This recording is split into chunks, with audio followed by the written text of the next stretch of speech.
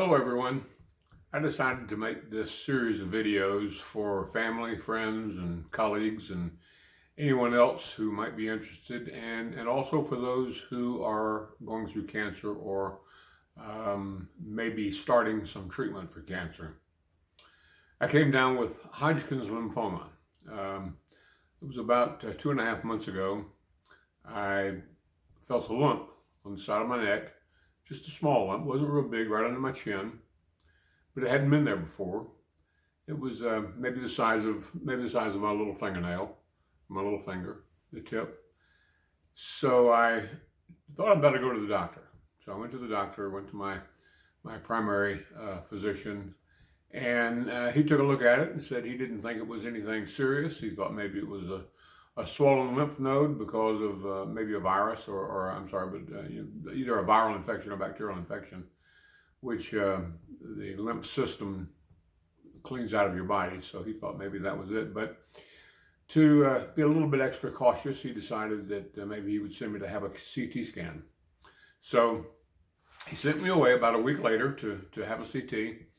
And had the scan, didn't give it a lot of attention, didn't think a lot about it. I figured everything was going to be clear. It was just a precautionary thing. At the same time he made me the appointment for the CT scan, he made me an appointment for an EENT, eye, ear, nose, and throat doctor, which was for about a week following the CT scan. So I figured, well, all right, I'll find out for sure what this thing is, and maybe we'll resolve this kind of quickly, and I'll go on with my life. So went to see him about 2-3 weeks after I discovered this little knot on my throat.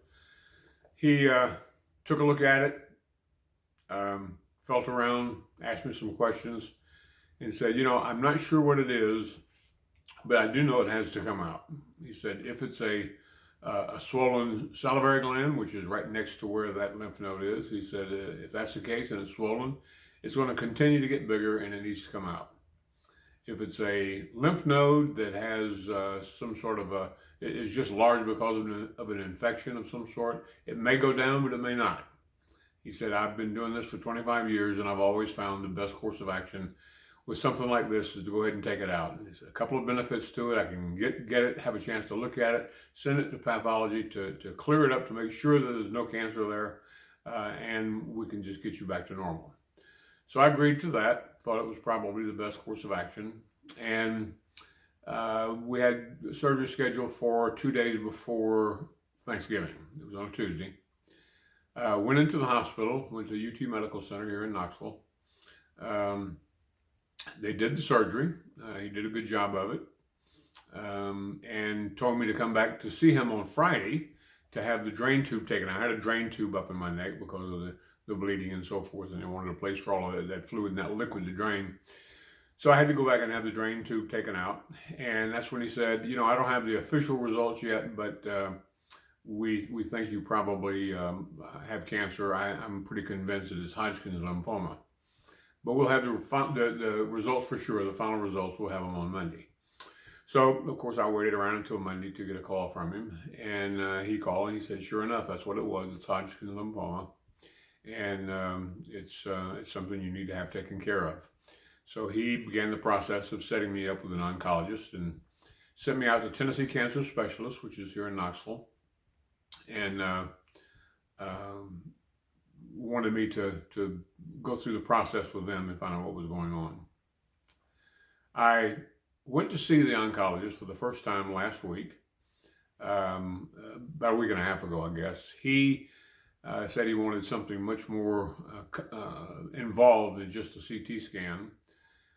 They took blood. My Lord, they took 11 vials of blood out of me. That was a real treat. But they got the blood, and he set me up for a PET scan. And a PET scan is especially useful in cancer diagnosis, especially in this type of cancer, because they inject you with a radioactive sugar. And that radioactive sugar, they take about an hour for it to go throughout your system. It runs throughout your body. And wherever it hits the cancer cells, because cancer cells feed off of something like that, a sugar-based protein within, I'm not sure what, but I'm not the doctor here, but it tends to light up wherever the cancer is. So the trick was to provide something to these lymph nodes throughout my body, and if there was cancer in any of them, it would light them up. Now that's an especially important test because it will tell you whether or not you have stage 1, 2, 3, or 4. And as a matter of fact, at the center where they did the scan, they actually referred to it as a staging scan, and that's exactly what it is, to decide how much of the cancer is in my body. So I had that scan a couple of days ago, and I will not get the results until tomorrow morning, Friday, because I go back to see my oncologist at that time, and I'll have an idea of what the stage of cancer is, 1 to 4, and then we'll talk about the treatment that's necessary. So I'm going to back up now and give you a little bit more detail about it. That's the big picture. That's kind of what's happened over the last couple of months. But to give you the bigger picture of it all, the nodule on my neck never hurt, never at all. Since finding out that I have Hodgkin's lymphoma, I've learned of a lot of the other potential signs that you might have that would relate to that, and I didn't have any of them. For instance, severe night sweats. Apparently people who have lymphoma will have night sweats so bad that they'll get up in the middle of the night and have to change sheets a couple of times. It's that's severe. That's one symptom that leads a doctor to think it might be cancer. Severe headaches for no unknown reason or for no known reason. Severe headaches can be a problem, and that can be a part of a diagnosis. Fever, having a constant fever over a long period of time is certainly an indication. That's one of the indications that there may be a problem. I never had any of these. Weight loss. I was trying to lose some weight, and I was losing weight just simply by not eating as much. So I was losing weight, and I figured that was just all my good eating habits. And it turned out that that may have been a sign. The doctor didn't really think it was, but it certainly could have been. So I didn't have that. A tingling in the legs. Oh my Lord! They call it. Oh gosh, I can't remember now what it's called. But anyway, I'll think of it later. Having a severe itching in the legs, and sometimes people have itched so bad that they've used a fork to try to scratch. And apparently it's a terrible thing, but I never had that. So anyway, with all of that, I felt pretty confident that I was safe. There was no real problems. I wouldn't have any difficulties here. So, but of course it turned out to be cancer. And the only symptom I had really was the knot on my neck. The surgery was not bad. You may notice a little drooping here in my mouth, on this side of my mouth. And that's a result of the surgery. When the doctor went in, they actually cut me. You might be able to see it down here a little bit, but when they cut me, they cut about that much into my neck, and they had to go up into here where that knot was. You can still see a little swelling there right now, but they had to go up in there to cut that nodule out. And when they do, they fiddle around the muscles, and there's a couple of nerves that run along there. There is some blood vessels that run from that lymph node into the aorta. They had to clip those out and cauterize them. But just the process of going up in there and fiddling around with the nerves and the muscles there causes a little bit of droop. Now, he said that will go away. It's something that won't be permanent. It'll go away. But that was just basically because of bruising the nerves in there. Let's see what else. A little scary going to see the oncologist for the first time, but it was really nothing to it because all he wanted to do was gather information and see where I was and find out more information about me. And then set me up with other tests and kind of get the ball rolling. That was not a big issue other than the fact that it was a little scary before I went. Never thought I would have to go back and see an oncologist again. And by the way, this cancer thing is not new to me. I had it one time before. I've actually had 3 major health issues. This is the 3rd one throughout my life. I was in Vietnam for a year and served in the field much of the time and was covered with Agent Orange. I can't tell you how many times. The the planes and the helicopters would fly over at 100, 150 feet, and they would spray this liquid out the back of the wings or the back of the helicopter, off the skids, and they would just dump this Agent Orange on it to kill all the vegetation, and it just covered it, sometimes to the point where the liquid was actually dripping off of my arm, and my uniform, my fatigues would be soaked from it. So there's a lot of evidence now that that was a pure poison to the people below, and a lot of us who served in Vietnam have had to deal with different kinds of cancers and different kinds of problems as a result of it. And much of this is long term. I had prostate cancer about 25 years ago, 25 years ago. That was the first one. Prior to that, I was diagnosed with hypothyroidism, which I've been on medication for that. There was no cancer in my thyroid, but it's been a problem constantly keeping my thyroid levels up, and having to do my annual test for the TSH level and for my thyroid. So, but that's the third thing that's an indicator of exposure to Agent Orange, or at least Agent Orange is considered to be a major contributor to all three of these kinds of diseases. So I'm not surprised, and I had seen an oncologist once before, but I didn't have to go through radiation or chemo. So this part of it is brand new to me. Had the PET scan was simple. I just had to put my arms over my head and hold them up there for about 20 minutes, and they ran me back and forth into a tube, and it made a lot of noise and did a lot of scanning and all that kind of stuff. So that was kind of simple. So I will find out tomorrow, and once I know what the problem is, what stage of cancer I have, and have some ideas of what the treatment regimen is going to be, I'll let you all know.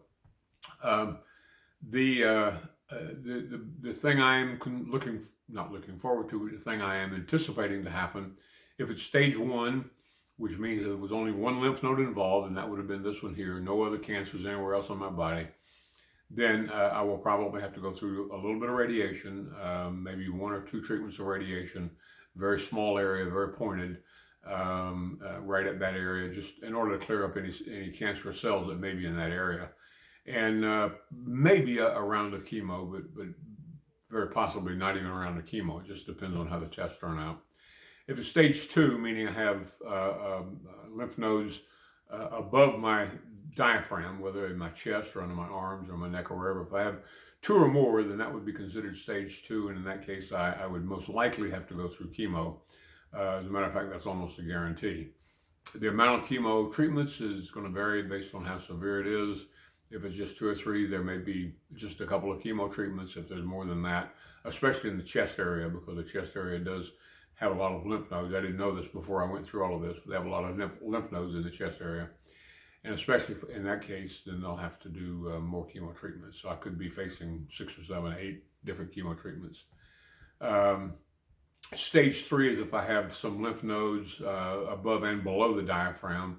We have a lot of lymph nodes in our groin area, and that they could also have cancer. So in that case, it would be stage 3, which would complicate the treatment even more and extend it out even more. And stage 4, of course, is cancer throughout the body, including some of the organs. The spleen apparently is especially affected by Hodgkin lymphoma, as is the bone marrow. So those are some major things that they look out for when they do the PET scan. So that would, of course, involve much more, even to the point it could include a stem cell transplant, which I would not look forward to, because the people who go through it that I've watched on YouTube, or I've heard from, and talked to, that can be a very long process of recovery.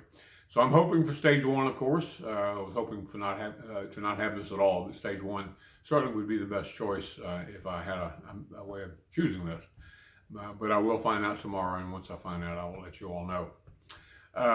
Feel free to comment below. I welcome your thoughts and your ideas. If you want to share this with anyone else, especially those of you who are my colleagues outside of my family network. I've been in the business I'm in right now. I've been there for quite a few years, close to 30, and I have lots of friends throughout the country. As a matter of fact, many of them overseas even, who I've worked with over over the course of these 30 years. If you want to share this this information with them, or give them the access, or give them a link to the YouTube, that's perfectly all right. I'm happy for that. If you are facing cancer, have had cancer, are going through this kind of a treatment, then feel free to use this as you see fit. Anything that will help you get better, anything that will help you through the process. I'm learning from many people online who have already had this, who've already gone through this, and hopefully someone else along the line can benefit from what I'm going through. The biggest difference that I'm having from the others is that most of the people I'm seeing online are young. Hodgkin's lymphoma, the classic form of Hodgkin's lymphoma, tends to affect those younger, 30, 35 years and younger, or those over 65. And of course, I'm only 30. No, of course not. I'm 74. And I see a lot of people online that refer to this and have posted videos about Hodgkin's lymphoma, and they're in their 20s and 30s. So maybe there's some folks out there that are older, that are my age, that are going through it, or have gone through it, or will be going through it, and maybe they can get something out of this as well. I'm sure the impact on my body is going to be different than most other people, especially younger people, and it's always good to get more information and to learn more. I will post below this also some links to some information for those who need that or would like to read more information on Hodgkin's lymphoma.